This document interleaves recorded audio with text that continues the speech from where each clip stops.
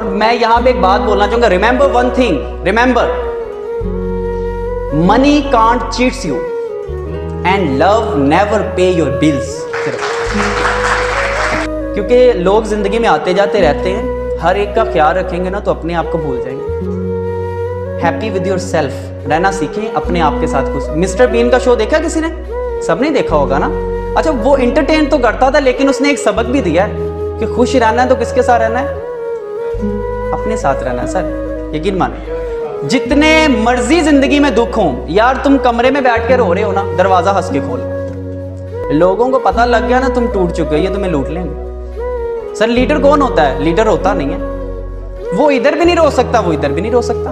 लोगों को एक बॉस कौन चाहिए? आपने बिजनेस में बनना, बॉस बनना है ना, तो बॉस शिकायतें नहीं कर सकता। फिर सर माजरत के साथ, बॉस की शिकायतें कोई भी नहीं सुनता, बॉस की शिकायतें कोई भी बर्दाश्त नहीं करता।